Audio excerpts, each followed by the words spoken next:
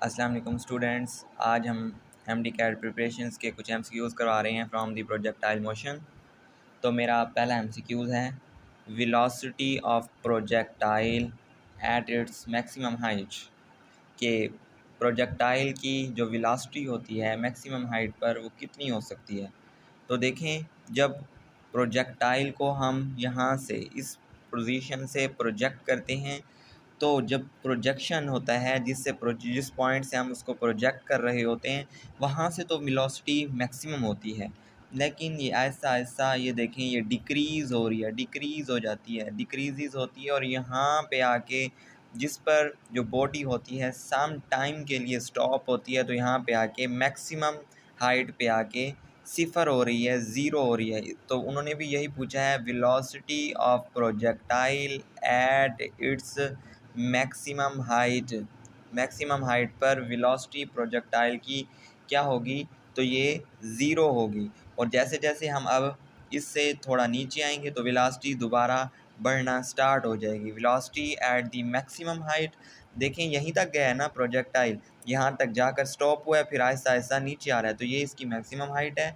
और इस maximum height पर वेलोसिटी जो होती है वो क्या हो जाएगी भाई, ज़ीरो हो जाएगी।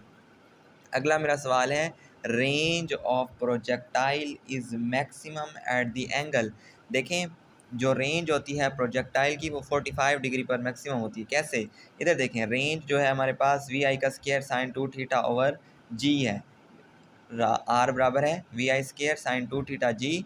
अगर देखें थीटा क्या हो, 45 डिग्री हो, तो आर क्या हो जाएगी, वी आई का स्क्वायर साइन 2, और थीटा की जगह हमने क्या पुट कर दिया है, 45 डिग्री।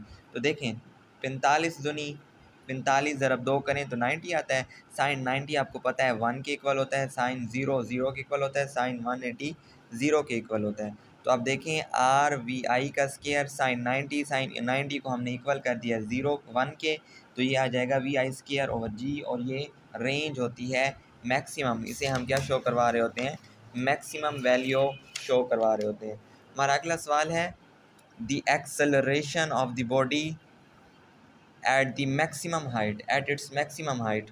प्रोजेक्टाइल मोशन में बताएं कि एक्सेलरेशन जो है मैक्सिमम हाइट पर कितना होता है। तो आपको याद रहे कि एक्सेलरेशन जो होता है वो क्या होता है, प्रोजेक्टाइल मोशन में ड्यू टू ग्रेविटी होता है। जो एक्सेलरेशन ग्रेविटी की वजह से होता है वो हमेशा क्या होता है भाई, कांस्टेंट होता है। क्या, कांस्टेंट होता है। देखें, अगर हम बात करें हॉरिजेंटल कंपोनेंट की in the position of projectile, तो हॉरिजेंटल कंपोनेंट जो होता है वो तो भाई वो हमेशा कांस्टेंट रहता है। जब हॉरिजेंटल कंपोनेंट कांस्टेंट रहेगा तो इसका मतलब है वेलोसिटी तो चेंज हो नहीं रही।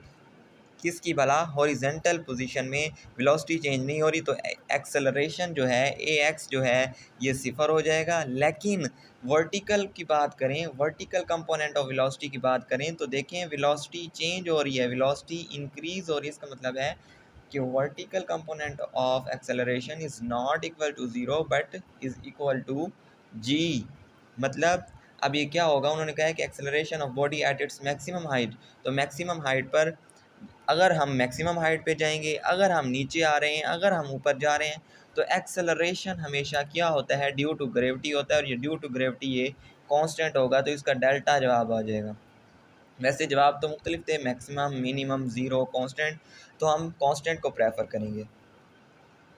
इधर देखें, मैंने मज़ीद इसको एक्सप्लेन भी किया है कि ए वाई जो होगा वो जी के इक्वल होगा, ड्यू टू ग्रेविटी होगा। वी वाई हमें पता है वर्टिकल वेलोसिटी है, और vertical velocity at the maximum height जो होती है वो सिफर होती है। मैक्सिमम हाइट पर जाके कुछ वक्त के लिए वो प्रोजेक्टाइल था, जैसे हमने बाल को किक किया, तो वो जब मैक्सिमम हाइट पे जाती है तो थोड़ी सी देर के लिए स्टॉप होती है, फिर दोबारा गिरना शुरू हो जाती है, मतलब उसकी वेलोसिटी फिर दोबारा बढ़ना शुरू हो जाती है। देखें वी एक्स को मैंने कांस्टेंट रखा है, वेलोसिटी जो हॉरिजेंटल कंपोनेंट की है वो कांस्टेंट रहती है, तो इसका मतलब है जब वेलोसिटी हॉरिजेंटल कंपोनेंट की कांस्टेंट रहती है तो इसका मतलब एक्सेलरेशन उसका ज़ीरो होगा। Change in v x is equal to zero. ये मैंने सारा एक्सप्लेन कर दिया है।